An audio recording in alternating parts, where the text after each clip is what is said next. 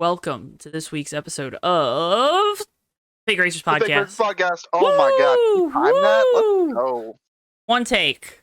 Wasn't planned. Wasn't planned at all. Actually wasn't. Literally. As always, he's Davey Hazard. It's me, Davey Hazard. And I'm Joe. He's Johto Wentz. Johto. Johto. Johto Network. One that runs the show, Mr. Johto.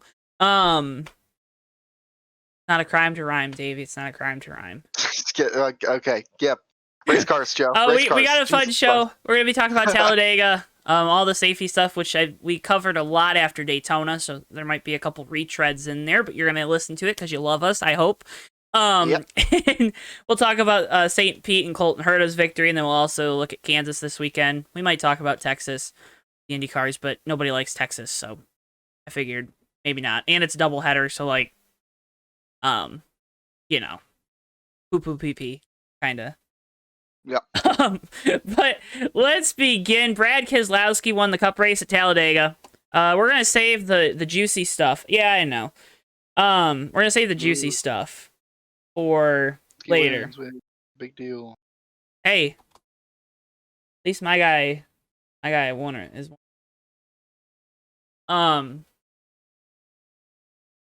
Fair enough. Fair assessment. It was really an uneventful race. Honestly, outside of the Logano flip, and then we had we had the two wrecks coming to the end of the stages. Mm. Rather uneventful.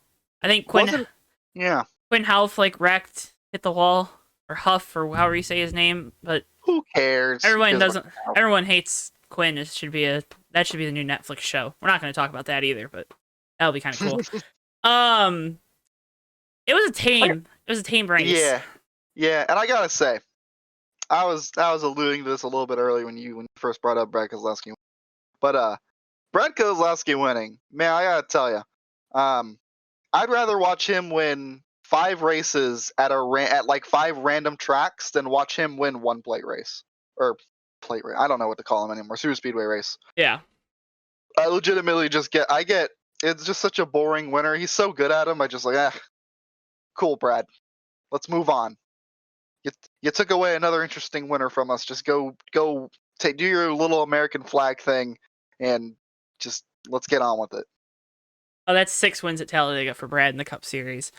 Yes, it is. Which I think. Good, I mean, we were going to go on different things. I don't care about Brad Keselowski. Yeah. But it was a good race. Yeah. I thought it was a good race. It was a pretty good race. And this whole notion that we always have to have a big one. This race proves it. It was a good. Yeah, it wasn't that. I thought it was a really fun race. The whole package is really fun. Yeah. It was a good race. It was a good weekend of racing. Hopefully, oh my goodness, I'm forgetting. Lancaster, I believe, is his name in the ARCA race. Hopefully, he's doing better. It was in that ball of fire, which that's a whole different issue of safety. But very scary. Very scary. Let me tell you. What was my point? My point being, if you talk about Brad, and I know it's very boring. You've seen it 5 times before. Matt DiBenedetto was up there, and unfortunately, he made the wrong move. Which if you look at that coming down into turn 1, that outside line has a run, and then a couple cars further back move up. And when you lose a car, it's like -10 speed almost immediately. With the way the package is, which I don't think people necessarily realized that. But that line was coming when he made the move. It's just that inside line, Brad was already right up on his bumper. That's something that I feel like is really interesting that the drivers don't understand yet is they just keep sending it 3 wide on top. They got big momentum behind the car. They go 3 wide on the top. They don't even get past the car that they're trying to pass. That was directly in front of them. They don't even get even with them. Yeah. It's like you got to work with people to get the move that you need. You gotta have someone. You're not gonna have a shot if you just stick it out there by yourself. Well, and I think crazy. It's this problem we've seen people with this current package. They've been able to pass cars by themselves when they're strung out single file around the top. Because what you do, you lag back a little bit. You get a good run going. You bottle everyone up behind you, but you get a good enough run going to where you can get below a guy, get right on his left rear quarter, dump a bunch of air on his spoiler. He goes backwards, you go forward. Right? Yeah. I just wanted to say, Brad Keselowski, in my opinion, is the best super speedway racer that's not named Earnhardt. No doubt. No doubt. Better than Earnhart. Don't care. Really? I'll say it right now. He's All right. better than Earnhardt. I'm glad you said it. Right now. Most competitive era of super speedway racing that there's ever been. And he's just consistently fast. He's the best there's ever been at super speedway racing. Everyone always talks about, Denny Hamlin, Joey Logano. Hamlin has the 3 500s. Logano's has a 500 and a bunch of that's the thing. I feel like the Daytona 500 is a different race. Yeah, it's a whole different race. The same general idea, but it's a different race. Mm-hmm. I feel like, maybe some people forget that Daytona 500 is a big race, that it's a big deal. It's a different monster completely from any Talladega race, and even from the second Daytona race, in my opinion. It's a little different, and there's a lot more work that goes into it too. You have a whole off season. Hats off Denny for getting those wins. Those are big wins, and it takes a different kind of mentality. But as far as like just super speedway racing, Brad is absolutely goated. That's why I was really sad after the 500 because my goodness, that was his to lose, and it got taken away from him. But hey, whatever. But yeah, okay. So you agree with me? I didn't want to say it because I'm sure. But the Earnhardt Jr. was all. You got to give Dale Jr. a lot of credit. Junior was phenomenal because he also is he's in the same era where it's very competitive on the super speedways. And also Brad, I'm sure, learned a lot from old Junebug. Yeah, okay, good. And I think Keselowski too. If you look at Penske's super speedway program since he's been there, and just their program is in general, like their whole. That's a good point. They've gotten so much better with him. Like, okay, Joey Logano steps in that 22 car, and yeah, he elevated that 22 car, but there was nothing that needed to be elevated with the two. There wasn't, as a company, there wasn't an elevation that was needed. It was mainly with that car. And that was coming off the year with AJ getting suspended and all that, and switching drivers. And AJ was doing really good in that car. And that was his. That's a whole different story, of course. But yeah, okay, good. You agree with me. Brad Keselowski, best super speedway racer ever. Let's go. I'll take it. I honestly, if this dude doesn't win a 500, I mean, that's gonna be the biggest shame. It's gonna be criminal. Yeah. It's gonna be criminal. Xfinity race is very entertaining. We get kind of we get teased with the finish. And there's a couple ways you could say that in a not as polite fashion as I just did. But see, Davey understood that. Hopefully you at home also understood that, because I don't want to say bad things. Or nasty, naughty, whatever. Jeb Burton wins his first career Xfinity race, though, which is an awesome win for him. An awesome win for all of... He deserves one. He deserves one. Oh my God, he deserves one. A lot of people are talking about how... I think a lot of people were going to try to discount the whole rain thing. He led 20 laps in a very competitive Xfinity race. He was making good blocks throughout the race. Maybe a little slow, but I think a lot of those Xfinity guys are, they're still learning. And the Xfinity package is really weird with how you have to earn the runs, and it's just, it's a lot. But way to go, Jeb Burton. Calling now 3 in a row at Talladega. So that's very impressive. Because Justin Haley swept there last year. I don't know. I don't know. It was a tame race as well. I don't think we really had a big one. I don't recall a big one in either race. No, not really. Xfinity was like, it was good racing, but it was exceptionally tame. Mm-hmm.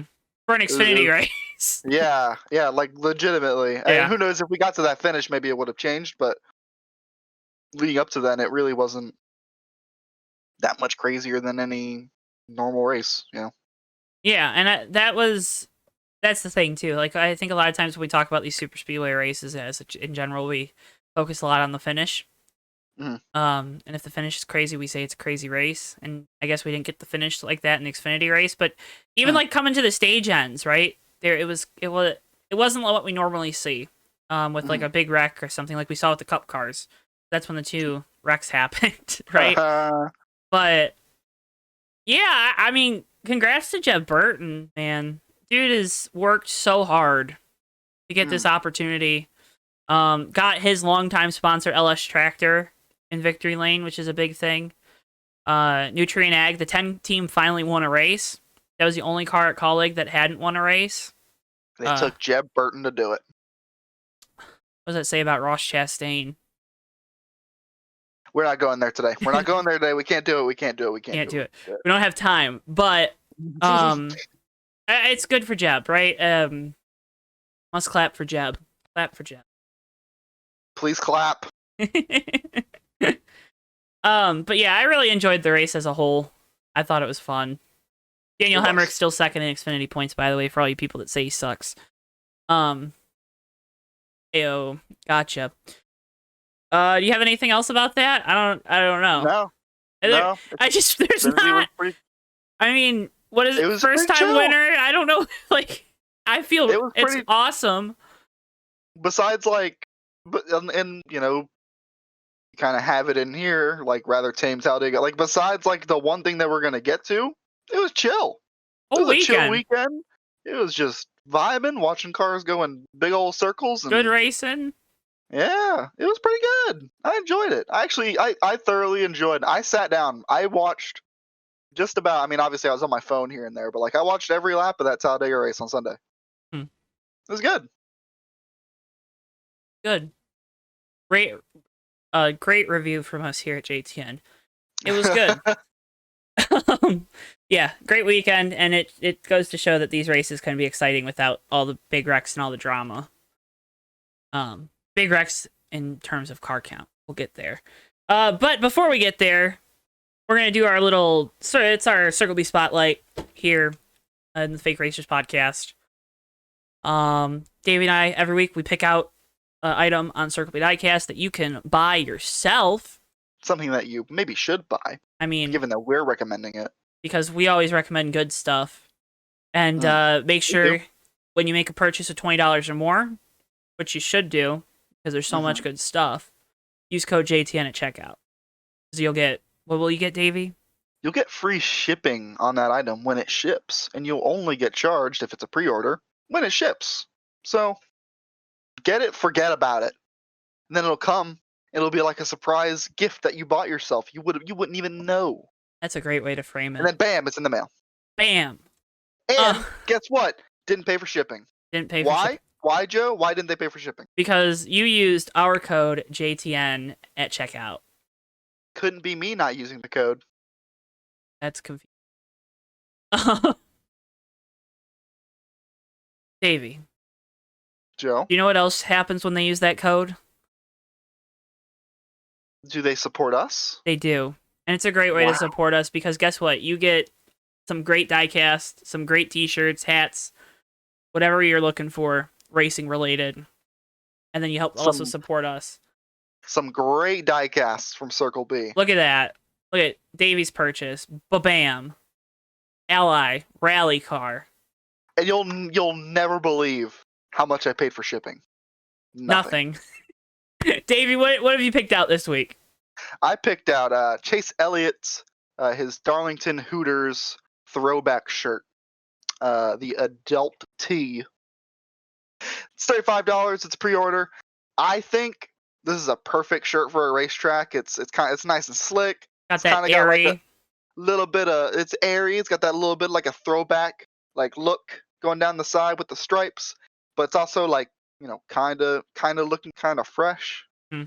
I think it looks really cool. I'm not a Chase Elliott fan. If I was, I'd buy this shirt for the racetrack because that thing is nice. I genuinely like this shirt a lot. I'm not fluffing it up for you because screw you. Just kidding. I love you. But this shirt's nice. It is a nice shirt. And those crew shirts are really good. I have a Keselowski one, a Miller Lite one, that has like the number on the back and stuff. So I really wanted the shirt with the number on the back and not like the sponsor logo. Yep. And oh my goodness, that thing, MIS in August when it's like 100 degrees and you're sitting in those metal bleachers. Yep. Get the little bit of wind and it just all through you. And I'm a big boy, right? So it gets sweaty. Really good if you happen to go to Daytona. I don't know if this is the case at Talladega, but at Daytona with the big stadium, it's always like, obviously Daytona's really hot because it's in Florida, but that stadium, big breeze comes down. It's pretty windy inside Daytona. I don't know if you know this or not. It's pretty windy inside Charlotte. There's a few racetracks that I know of that are just windy as hell. That shirt on a hot, windy day is going to do you some favors. What a glowing endorsement. Plus, it's Chase Elliott, and everyone loves Chase Elliott. Except Everyone us, loves Chase apparently. Elliott, except for my parents who are probably listening and saying we don't like Chase Elliott. I went ahead. I picked out a 164 this week because you know me. I love collecting those 164s and doing stop motions. I selected in Bristol's honor, and of course he's not here because it's hot in Michigan because it's starting to get ready to be into the summer, so he's laying somewhere cooler. Kevin Harvick's Busch Dog Brew car from this past weekend. It's $8.99. So you get that one. Maybe you find a Chase Elliott 2021 car. Maybe an Alex Bowman because he's moved over to the 48. Kyle Larson. Or just buy 3 of those. I mean, you could do that too. But you get those. But it's a cool car. And who doesn't love dog beer? If you buy, that was a pretty cool car. And it's also available. It's available in 124 in the standard, and then I believe color chrome. The color chrome looks kind of cool if you're into that. Not me personally, but they are pretty cool. There are good paint schemes for the color chrome. All right, I forgot to write down what time I said that. That's gonna be a pain in the butt editing this. So let's talk about the Logano flip because that's kind of, I think that's, this is gonna be the bulk of what we talk about today. Because it was so crazy. I don't know. So coming to the end of stage 1, going into turn 3, the outside line has a big run coming. Logano's sitting 3rd behind Blaney and DiBenedetto. Hamlin's behind him. Stenhouse is behind Hamlin. Hamlin has a big run coming. He moves down. Logano, I don't know. I don't think Logano came down at all. I believe it's just Hamlin. So Hamlin pulls out a line. Stenhouse is still running. It's a similar situation as we had at Daytona on the last lap, right? Hamlin just had a big run and he pulled out, and it was too big of a run to pull out like that. And then Stenhouse, got into Hamlin too. So it's chalk it up to the package and the racing style if you want, whatever. Yeah. Joey Logano flips over going into turn 3, which is a terrible place to flip, in my opinion, because you have the banking there, and that's what caused that roof to cave the way it did. If you look at where it hits on the driver's side, it hits on that around the transition for the banking. Because there are some scary photos out there. I got the transcript from his quote that was on Fox. I don't know if you want me to read it, David. Do you want me to read it? Do you have anything else to say about the wreck itself? Other than I think I chalk it up to just a racing deal. It was just a stack up that kind of went wrong real quick. That's what happens at these speeds. That's all I got. Do we want to read the quote? I want to read the quote. So I took a long time to watch that interview back a couple times to get all the words. And read it. Gotta read it, man. Go ahead. So Logano, after getting checked and released from the infield care center, also, I was very scared when he flipped over. I know there's probably some people that hate Joey Logano. I don't like Joey Logano either, but I don't want to see anyone get hurt. So, be a good person. Hope no one gets hurt. Don't cheer for someone getting hurt. Talking to, I believe it was Jamie Little, it's a product of this racing. I don't know what to think. On one hand, I'm proud to drive a race car that is safe, that I can go through a crash like that and get out and speak about it. And on one hand, I'm mad about being in the crash, but I'm just happy to be alive. On the other hand, I think when are we going to stop? This is dangerous doing what we're doing. I mean, I got a roll bar to my head. That's not okay. I'm one hit away from the same situation that Ryan Newman just went through. Unacceptable. The big spoilers and big runs, and it's nobody's fault. It's just a product of this racing. We have to fix it, though. Someone already got real hurt, and we're still doing it, and that's not real smart. So. But at the same time, I'm appreciative of driving a car that is this safe. I think he was very flustered. You could tell he was very flustered in his interview. Yeah. Nobody likes to flip when you're not expecting to flip. Especially, I mean, you got to think what he's going through, having been in that crash, like himself, and like knowing the wrecks that I've been in, which isn't like a whole lot, but like just speaking on my experience, when you have a moment like that, and there's something that catches your attention, like your roll cage coming down close to your head, and you can see it, and you can tell, and you can maybe even like feel it kind of like up there, like there's resistance. I mean, you're seeing that happening. Like, you're seeing that happen, and the car's still moving. You don't know which way your car's going to turn. You have no control over the race car at that point. And you already see that there's a little bit of the structure giving, and you don't know who's coming. You don't know who else has wrecked around you. You don't know what you're going to hit. You can't, I mean, you have no concept of what's going on around you. And you're so used to being in control. You're out of control. Especially that. It's really, really anxiety inducing for drivers, actually. And they probably wouldn't tell you that, but it is. So I don't, even if this quote, like, personally, I think that this quote is harsher than his actual regular beliefs, outside of that incident. I don't think his beliefs are quite as harsh as the quote makes it sound. I do think he believed it in that moment, though. And I think it's important to note, regardless, like, that this is someone that just got done, like, seeing something happen in front of them that could have seriously hurt them. They have experience with that in the past with Ryan Newman. Like, they saw that, they were there. They probably know more about that incident than we do. I mean, Right. they guaranteed do. They probably seen the car. Cripe's sake. Yeah, it's I don't blame him one bit for coming out and saying, being really harsh, because he needed to be. He needed to get it out. It was interesting. It was interesting to see, and it was, a lot. I just wanted to say that. It was a stark contrast to Yes. what he has said before, when he's involved in incidents, when he's been the cause of incidents, when he's been taken out in someone else's incident like he was. Mm-hmm. He's doubled down on a couple things with radio on Monday, talking about reducing horsepower even more, which I believe they're already down to 450. Yeah. So I don't know how much more you can reduce it. Maybe take another 50 away with a tapered spacer. It's just, so I have a very strong belief that there is, in this regards, that it's great that he's saying this, but he was definitely a guy that needed to go through something like this to realize how he needs to evaluate how he drives on the track. You're on a very thin line, but I totally agree with you. Yeah, I know. agree with you. I'm walking it really, really carefully. We're gonna tread lightly.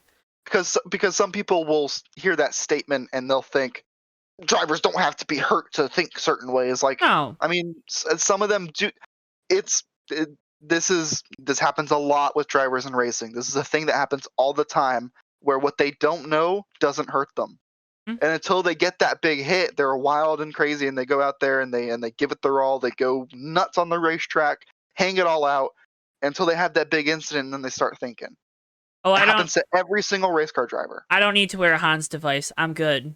It hurts too much. That is just example number one of that mentality, right? If it doesn't happen to me, it's never. I'm a superhero. Yeah, and then in this context, getting into accidents like that, you see it, and it's like, oh, well, that happened, but I'm good. It's not gonna happen to me. Like you said, it's not gonna happen to me. Mm-hmm.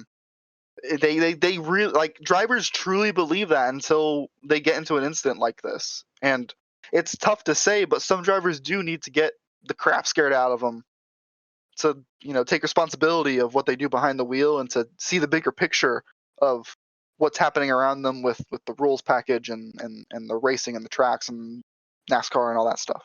I mean, you can say all you want walking at someone else's moccasins, right?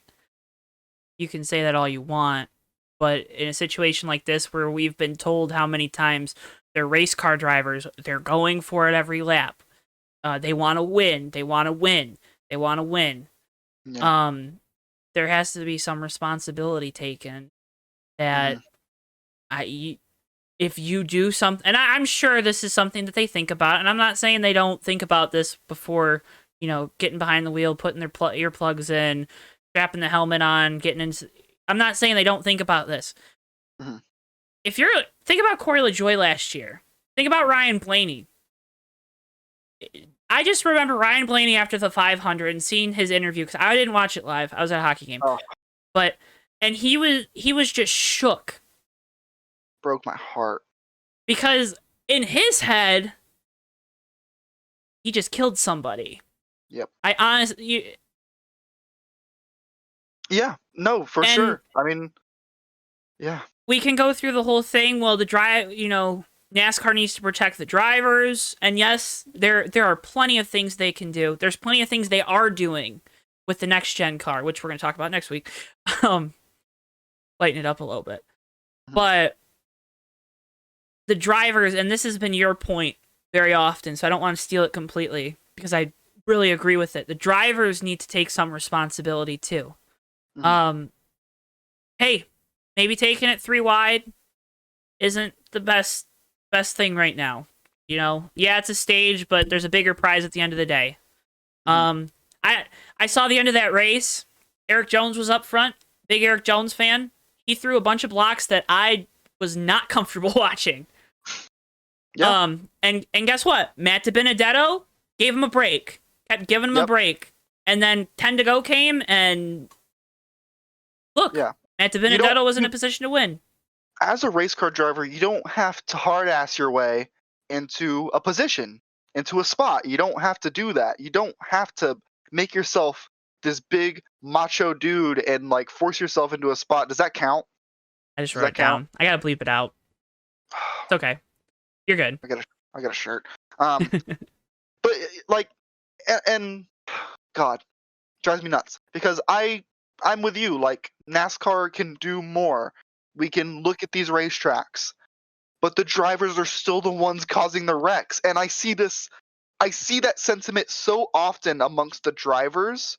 Like, obviously drivers want NASCAR to do as much as they can, but I see so many drivers like the drivers are causing the wrecks. Denny Hamlin, after this Daytona 500, he was like, well, it's the blocking. It was the drivers doing it. Like, so many drivers are sharing that sentiment, and it's like people just abstain the drivers from all responsibility. If you're a Formula One fan, I saw a lot of people who are huge Formula One fans poop on NASCAR all the time for Formula One, which, whether I agree with or disagree with, whatever, that's not important. Like, I know they've heard of Ayrton Senna. If you know who Ayrton Senna is, you know what he is about. He would put you in a position to either wreck your car or let him pass. That is what NASCAR drivers are doing right now. It's not right. You have to take into consideration your competitors. I don't care if it's the last lap of the Daytona 500 and you're going to throw a block that doesn't work. You're not trying to win at that point. You're just trying to bully your way into wrecking someone else for your own cause. You're wrecking someone. You're wrecking someone on purpose, as far as I'm concerned. Joey Logano wrecked his teammate at Daytona 500, and he shouldn't have. He had a better chance not blocking, and it's the same situation that we see all the time in these races, is the drivers can give it up. You can give it up. You will have a shot, especially with the closing rate. We talk all the time. All these people are talking about, oh, the crazy closing rates. And then when it comes to like, oh, well, he had the block, so he didn't get the position zone. He had a car behind him. He would have caught back up to him by the middle of the tri-oval. Like, it doesn't matter. The closing rate suddenly doesn't matter because your driver wanted to throw a stupid freaking block. I had to save it that time. It was a good catch. It drives me nuts. Like, the drivers have to think about each other a little bit. Their only job is to win. Yeah, I guess technically, but they're still out there on a racetrack with other competitors. I guarantee you, if a driver went out there with the attitude, oh, I'm only here to win, we get situations like Noah Gragson or Ross Chastain driving with reckless abandon for their competitors, just becoming a wrecking ball and getting rightly chastised for it. Where's the same energy for this? It's not there. I don't understand it. It's because, so I always think it starts with the tandem drafting, in my opinion. Tandem drafting. Oh, this is so cool. Look at how fast we're going. We're going so fast. You couldn't block in tandem drafting at all because the closing rate was so quick. And then we had the Kyle Larson wreck.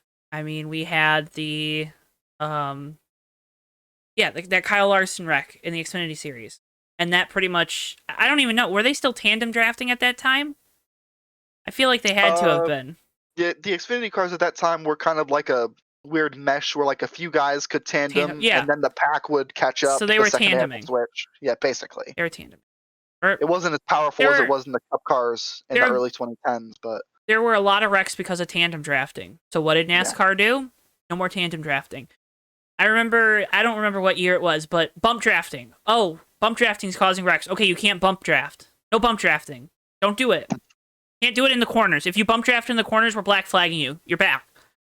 Yeah. Is that what people want? Do people want to say, oh, no bump drafting? If you bump a guy in the corner, nope, get out of here. You're disqualified.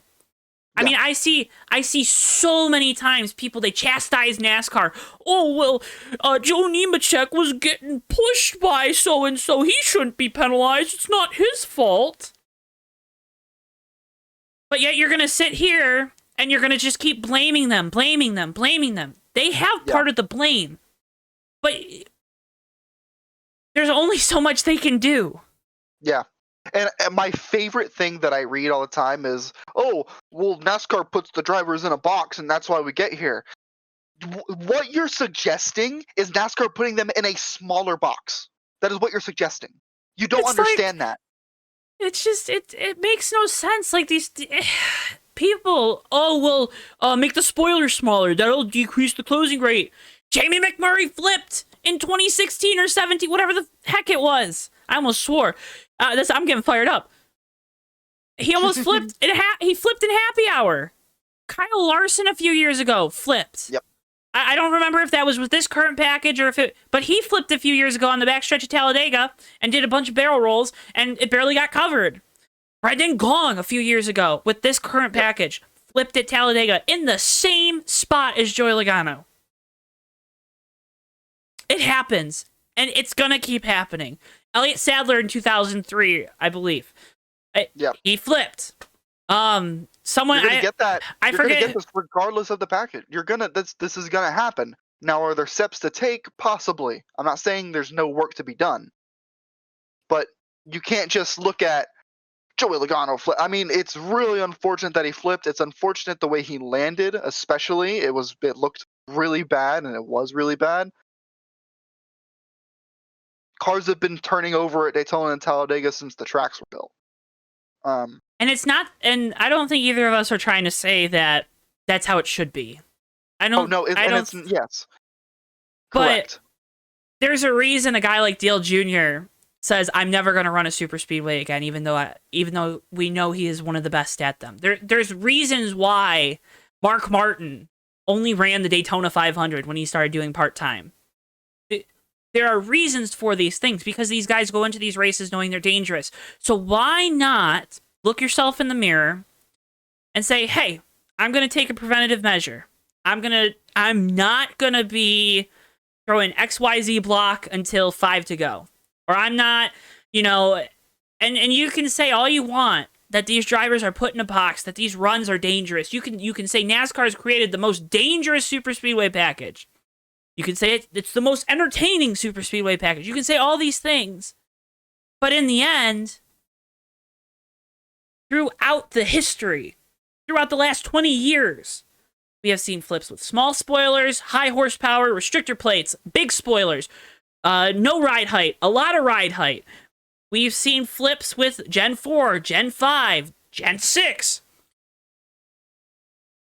There are preventative measures. Roof flaps are a huge measure, and that is reduced, the rates of those types of incidents happening.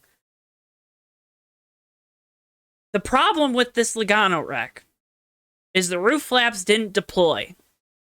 Why that is? Probably because of the spoiler. But who's to say that those roof flaps deploying doesn't keep that car, or keeps that car off the ground? We don't know. Because we've seen that flip. I think it's important to note that it was very similar to a lot of other Gen 6, kind of car like wrecks where the cars catch air. The little bit of contact did not help the situation at all. Once the car got up, once you pack that air, I mean, there's nothing the roof flaps are going to do once the car gets lifted. It's just going to pack that air and it's just going to turn it over. I mean, it just is what it is. And maybe that's a product of the cars being sealed off now. I don't know. Maybe that's a don't know. problem in general. You're not wrong. I hate that we don't have ride height rolling up. I hate it so much. Oh, wrong scooter. And again, like, we are not arguing that drivers have to flip. This is not the argument. Drivers don't have to flip. But when you look at flips and you think, well, this XYZ problem, it's a problem, but it's not a new problem, and it's not a result of just the package or just NASCAR or just the track. Maybe it is just the track. I don't know. Heck. But it's also important to note that Talladega and Daytona aren't going anywhere. Right. There's no way. They make too much money. There's just no way. Daytona 500 is the highest paying race, gets the most TV time. It is the biggest race on the calendar. No way it's leaving. The Summer Daytona race also not leaving. There's no way. It is too much of a draw, and I don't even need to explain why Dega's not leaving. So everyone can improve here. Mm-hmm. Everyone can make an effort. The drivers, like you said, I think the drivers can take a long, hard look at themselves in the mirror before they are in these races. I really hate the notion that, oh, well, that driver's just trying to win as justification for them doing something stupid on the racetrack.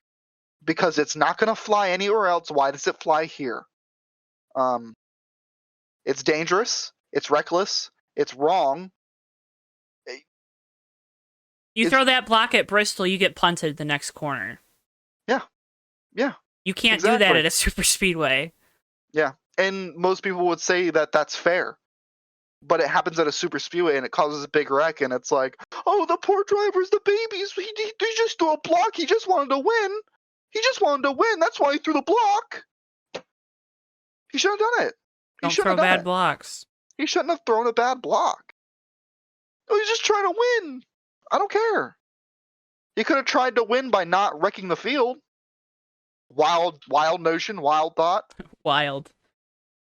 NASCAR's going to have to take a look in the mirror too. Part of it, they're moving the driver even closer to the center of the car, which is a good thing, which will probably prevent, hopefully, something like this happening with the roll bar hitting Logano in the head.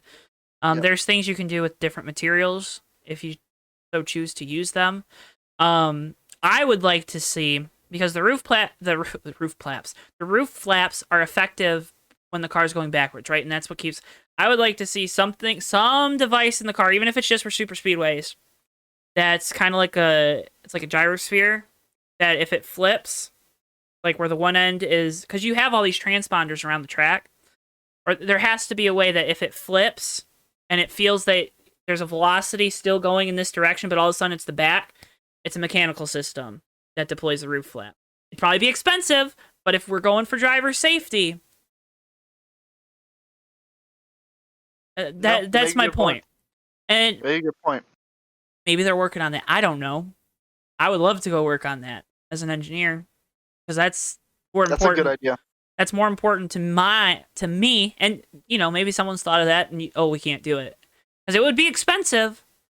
Not to say that it wouldn't be expensive, but if it's about driver safety, and you want to keep the drivers safe, and you want to keep the cars on the track, and cost shouldn't matter. Yeah.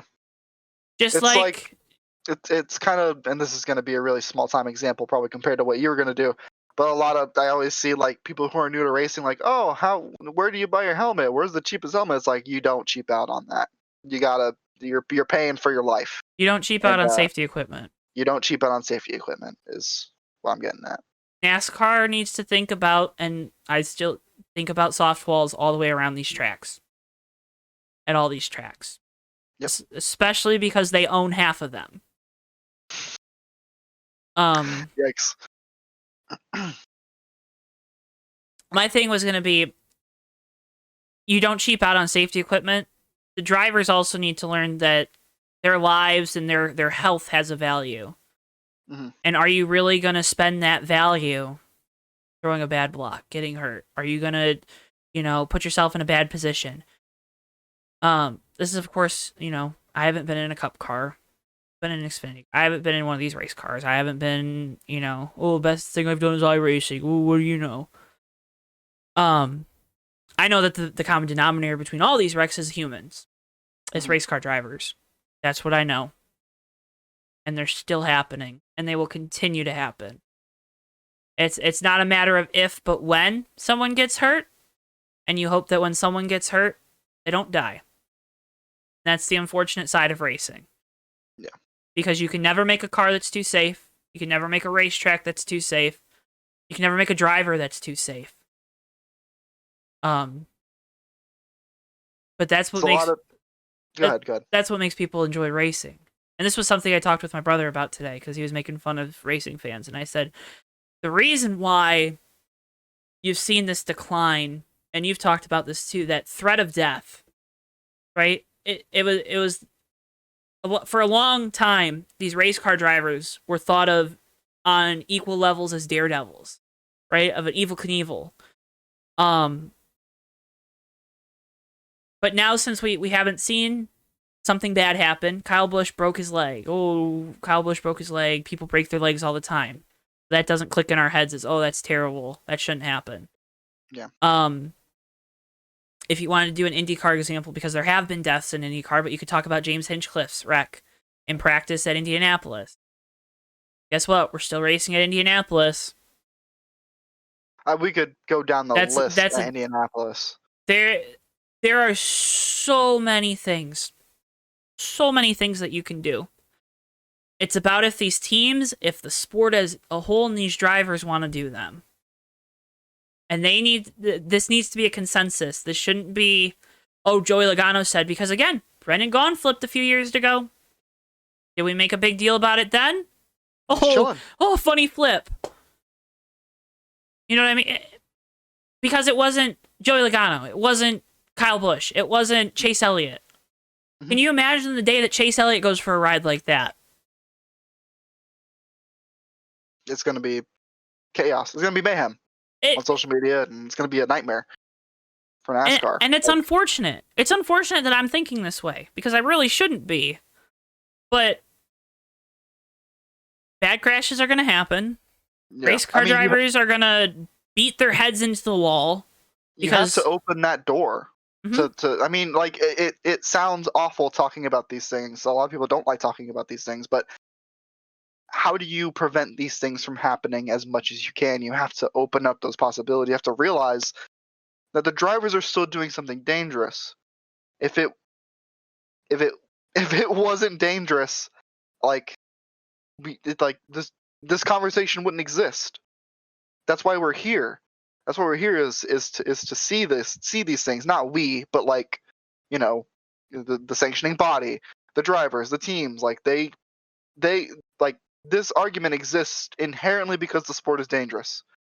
This discourse exists because we're trying to keep that from, trying to reduce that. Trying to reduce that as much as we can. There's a little bit of responsibility for everyone to take. NASCAR made some changes last year after the Newman crash, and they've worked. There wasn't a big fire on Logano's car because of things they did with the fuel tank. There wasn't, there are things that have been changed. They added that, I don't know what the bar was called, or if they have a name for it. Newman Bar V2, let's call it that. They've done stuff. They have to start being proactive. Drivers, sanctioning body, together, and the teams themselves, they have to be proactive. They can't be reactive like they've been for years and years and years. Everyone has a piece of the blame pie. Everyone has to have a piece of the solution. Instead of don't be reactive, be proactive. There are things you can do. You can always improve safety. And that's not... don't get it twisted. I'm not saying that they don't try and they're not trying to improve safety, because that is a big thing. But everyone has to be on board. Everyone has to be on the same page. The Hans doesn't matter what NASCAR is doing if the drivers are still going to wreck themselves every week. It doesn't matter what the drivers do if NASCAR doesn't build a safe race car. They go together. and they need to work together. It's not one without the other, like I think people are trying to make it out to be. It's not about, oh, NASCAR fix it. It's not gonna be an easy fix. It really isn't.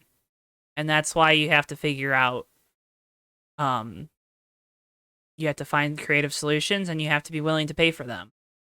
Because there are solutions out there. I'm sure there are solutions out there. But if we're not gonna accept that we're all at fault, we're not going to do anything about it, because then we're just arguing about whose fault it is. Got anything else about that, Davey? No, but dang, it got real. Yeah, It deserved it. That's just general, everyday type stuff. Deserved it. All right. Happier note: Colton Herta absolutely smokes the field at St. Pete. Jimmy Johnson didn't do too hot. Grosjean and I don't know why I put Max Scott McLaughlin. Max McLaughlin. I have no idea what I'm doing anymore. Grosjean and McLaughlin did well. Old Penske guy that drove the race last year, had some track time already, so he did the best out of the rookies. It was another solid race, I thought, because I watched most of it, and then I kind of flipped it onto the laptop to watch the end of it, because there was a late race yellow that kind of bunched everyone up, and then Newgarden had to be on reds, and reds were no bueno after about 10 laps.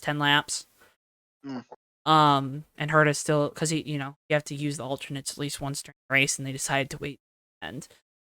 And Herta was on the blacks at the end, so he drove away. But what a dominating performance! It's his first victory on a street course, which I didn't think was really that big of a deal, but people were making out to be a big deal, I guess, because they're a lot tighter. You don't have as much room for error coming off the corners. Street courses are 1,000,000 times tougher than anyone will ever give them credit for being.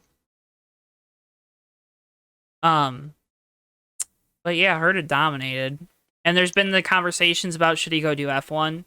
My opinion, no, you don't need to do that, because you're not going to be getting in a competitive enough ride. Yeah. If you're not going to be in a Merc or a Ferrari or Red Bull, I don't think there's a reason to go over there. Formula One is a really good way to kill your career before it starts. Think about Rossi. Rossi got lucky. Rossi doesn't win that 500. We're not talking about him as being this elite level driver. And he didn't even win that 500 off of speed. He won it off of fuel mileage. Yeah, because also hearing Rossi talk about that experience, not that he didn't respect IndyCar, but he didn't really care. He didn't understand the gravity of, winning that race and what it means, and everyone who's won that race and the importance of it. He didn't understand it. So who knows? If he didn't win that, maybe he goes and tries to go back in F1 and he's not even here. No. Well, think about Romain Grosjean now coming over. After that terrible crash last year, I'm sure Haas left a sour taste in his mouth with the show that is over there. Yep. Glad the American team doesn't have American drivers. But whatever. Hey, maybe that's where Herta goes. I don't know.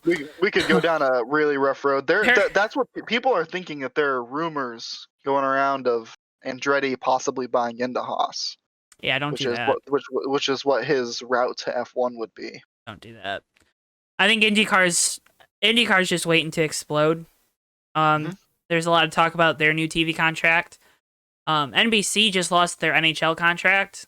They got outbid by ESPN for half, and then I know you don't care about that, but and TNT for the other half. Why I say this and why it's important, I don't know how big of a moneymaker IndyCar really is. Compared to the NHL, where they have the Stanley Cup Finals, which I feel like probably pull better numbers, but I could be wrong. And they dropped that. Now, it's all about how many people come to the table, because there's a lot of talk about CBS with now that they're doing SRX this fall or summer, that they're kind of thinking about dipping their toes back into racing, which would be awesome. And I don't think Fox is going anywhere. Because they just did last year I was kind of iffy at the start, but now that they've gotten Boyer signed on, and outside of some of the production value thing, which I don't think people realize that I'm pretty sure they have a new lead producer for all their NASCAR races from it's either this year or last year was his first year, and everyone, last year for everyone just doesn't count, because it was so much different. Yeah, but it's gonna be a lot about IndyCar specifically. I think it has a lot more room to grow. And I feel like this is going to be the place for a young guy to be.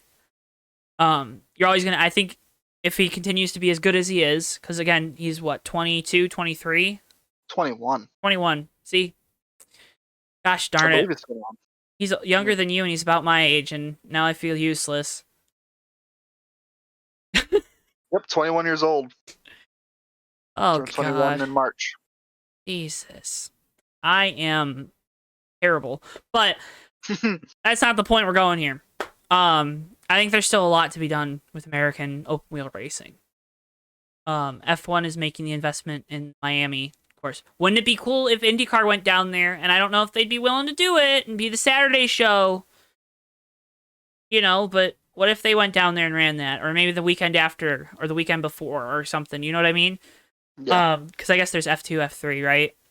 Probably. I don't know if they're going there. Okay. I don't know how that works.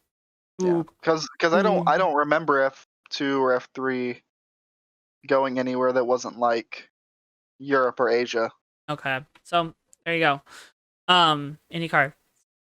Slide on in there. But that would be, as a value for race fans, that would be a lot of exposure for IndyCar. Because if you're an F1 fan in the United States, you're going to go to that Grand Prix no matter where you are. Well, I know what I'm laughing about. Why? All those Formula One fans, you're going to have a much more fun time at the IndyCar race. But that's exactly why you do it. Exactly. You bring him in. And Roger Penske's a smart guy. He's a very smart guy. He'll probably come up with something even smarter. And if it's not worth it, he won't do it. Mm-hmm. Guaranteed. And that's no why way he'll shoehorn his way in. That's why I think CBS, if CBS does end up wanting to try to buy a motorsports contract, whether it be NASCAR, IndyCar, whatever it may be, because they also just lost SEC football, college football in the fall. So technically they'd have some Saturday time slots open on big CBS. So maybe you work something out there. You race on Saturdays. Then you're not going against NASCAR either. You're not going against the Cup Series. You're on a over-the-air channel. I don't know. I'm just talking. Then you're going against college football though, so whatever. Point being, Colton Herta should stay in IndyCar. That was where we started. Agreed. Jimmy Johnson struggled. Yeah, street course. It's Not hard. surprised. Yeah. He's washed. We love you, Jimmy.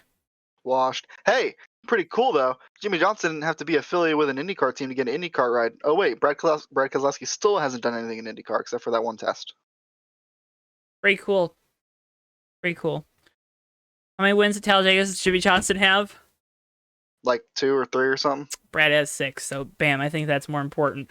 Anyways, moving on. Nope.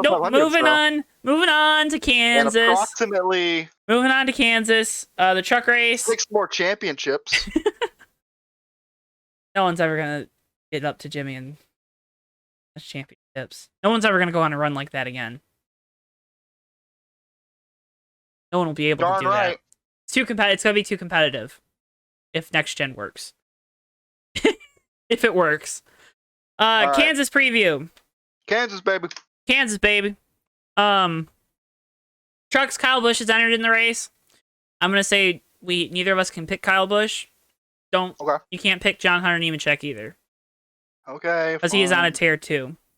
No KBM trucks. I guess you can pick Chandler Smith. If you want to pick Chandler Smith, you can pick.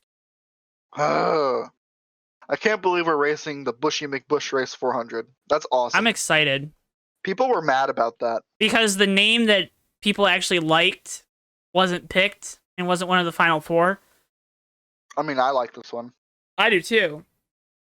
But, I'm not part of NASCAR Twitter, so what do I know? Did you tell my I don't know what the word is because I want them to watch this. I don't want to make him angry. I'm gonna go Todd Gilliland. Wait, That's- no, I'm not. No, I'm Oh. not. Darn. I'm gonna go Chase Briscoe. Oh, I like that. I don't think he's gonna win though. He's in that Roper truck, and he's pretty good though at Bristol in it, so we'll see. Yeah. And he's a He's good a race car 2-year-old driver. He's in a 2-year-old chassis. Oh, Or at really? least- Or a 2-year-old body, I mean. What's it, 18 or 21 or 19? 19. Oof. It's probably an older chassis, to be fair. Well, he last drove in the trucks full time 2017. I believe that's the last time he's been on a non-dirt track in the trucks. So, you know, experience. Or maybe it was 18. I don't know. Shoot. No, it was 17. It was 17. Anyways, not the point. I'm going to pick Grant Enfinger, who's driving in the number 9 for CMI Racing or something like that. CMR. Because Grant Enfinger should not have been booted out of the 98 truck. Because he had his best season last year. Sorry, Christian Eckes. Go find a different ride. There's also, we didn't talk about it, but I just wanted to mention it. Brett Moffitt switched his points. I don't remember if we talked about it last week, but it sounds like he's out of that Nice truck. Because they're not happy that he switched his points. But Nice hasn't been good because they're not getting GMS stuff anymore. So, because Ross almost beat them, so they're like, no, we're not going to give you. And GMS, Nice was like, I'm not going to spend that money because I don't think I have a driver as good as Ross. Although Carson Hocevar might be pretty good here. We got for the cup race. It's a day race. We haven't had spring day race at Kansas in a while. I think 2011, 2012. I'm gonna go Chase Elliott. Oh, that's a good pick. I'm gonna go with his teammate William Byron. Going with the fan favorite. I'm gonna pick old Willie B. Trying to get some fans. Willie B is gonna get win number 2. He's 4th in points. Like, this has been his best year by far. Topping last year, which was really good for him. Good for him. I know we don't like William Byron, whatever. I mean, maybe not we. You. Is that better? I mean, I don't hate the guy, so that's always good. Proud of you. Do you hate him? I don't like him. Why not? Little weirdo and his weird sponsor and Oh, okay. That's fair. But hey, college education is good, kids. Is he getting a college education at that university? Well, online he is. No, I'm gonna pick him because he won a truck race here before. I think he'll be fast. Oh, that translates perfect. It does, especially because he's got the crew chief. So. Yeah. Dark horse though, I think Chris Buescher, dark horse, might pull out a good run.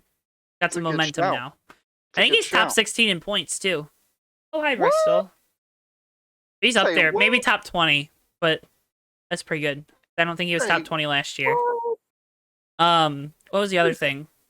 Bubba Wallace is finally in the top 20 in points. Matt DiBenedetto, I think, is like 16th now. He's getting there. So, for all the people who are like, he is screwed, that's where you're wrong, kiddo. It's still early in the season. It is literally not even May. Eric Almirola, on the other hand, probably needs to get his stuff in gear. Yeah. He just burped. I don't know if it picked that up. Good for him. It was a big burp. I heard it on Discord, so. Yeah, they probably heard it then too. That's wonderful. That was Bristol's line. Burp. But I think you know what that means? I think he was telling us something, Joe. I think it's time to wrap it up. Folks, if you want to find more from JTN, make sure you've liked this video first off. There's Bristol's Tale, and subscribe. Also check out our Twitter, our Facebook. Go do whatever those things, follow or like the Facebook page. That's a huge help. I really appreciate it when you guys do that. We just eclipsed 550 subscribers, which is freaking fantastic. And I appreciate you guys so much for that. You can check out the JTN merch store. We're going to have some new merch coming out. Davey's got the classic. That merch is actually going away. So if you really like that shirt, I mean, you're Get it now. you're running out of time. You got about a week left. So give or take. Might take it down earlier. You don't know. That's why you should do it. A lot of those car shirts that are up there are actually coming down. So just a heads up, everybody. But so go check out the JTN merch store. That's a great way to help support us. And anything that you guys get off there, we use to just make JTN better. So we appreciate that a lot. And by we, I mean me. I appreciate it. I know. I know what they do for you. But I really appreciate it. Yeah, fair. You know, Bristol needs to eat. So. Hear that, Bristol? We didn't get enough sales. No dinner. No dinner. You're getting a McDonald's hamburger for dinner because we only have $1. But Davey, where can they find more from you? Ooh, you can find more of my my great takes. Not great. On Twitter. At Davey Hazard on Twitter. At D7H5 on Instagram. And at D7H5er with an ER at the end on Twitch, where I stream stuff. Like Rocket League. When I can. And racing. Which you might have to watch him next year for USORL. It's possible. It's possible. Probably. Not gonna go there. Folks, we got a bunch of live broadcasts coming up this week. Thursday night, we're gonna have Bomb Squad Racing from Kansas. Then Saturday night, we'll have the USORL. It's a cutoff race for the playoffs there. I'm locked in. I'm good. Davey locked in. We're chilling. Davey locked in. I was locked in if I didn't win too, but yeah, but it's bonus cooler. Points, baby. 8 Big wins. Dubs. 8. Count them. 1, 2, 3, 4, 5, 6, 7, 8. Make sure to tune in the rest of the season to watch me slowly lose the championship despite winning 8+ races. Despite winning at least a third of the races. 75 team, they're just I mean, technically 8 races is a third of what we're broadcasting. Nice. So that's awesome. I think it's 32 races. We missed 10 or 8. We missed 8.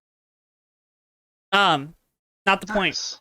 We're heading out of here. That's what we're trying to do. And there's a bunch of upcoming races. So again, following us on Twitter and Facebook, you'll get notifications. And also you can hit the little notification bell when you subscribe to get notified when we go live and when a new video posts. That does it for us here at JTN and the Fake Racers podcast. He's been Davey Hazard. I've been Joe Twansky. We will see you guys next week, where we will talk about Kansas and Texas and all the Next gen. That's what we're talking about next week. Next gen. Those photos got leaked, but we're going to be good boys and not speculate off of little to no information. The cars stink. Have a great rest of your week, folks.